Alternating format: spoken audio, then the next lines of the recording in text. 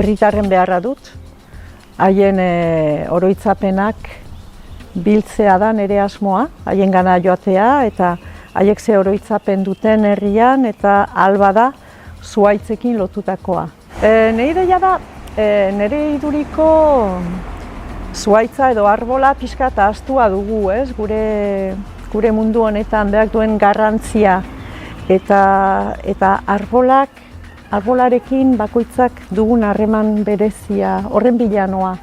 Zeren izakiak dira bizidunak eta ez diegu kasu handirik egiten. Aski da ikustea zenbat pinudita sartu den hemen errentagarria izateko, baina bertako zuhaitzari lekua kendu zaio.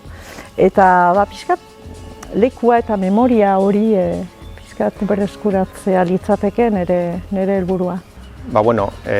Ezaguna da Simon Bolivarren kontuagatik. 16. mendean Simon Bolivarren 5. aitonak Amerikara bideratu zuen eta handik etorri zen Simon Bolivarrez, familia horretatik eta hain esanguratua zen 19. mendeko independentzia prozesuetan rol garrantzitsu bat jokatu ban.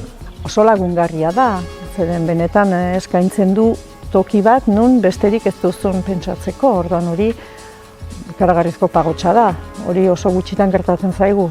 Eskerrik asko udalbiltzari aukera hori emateagatik.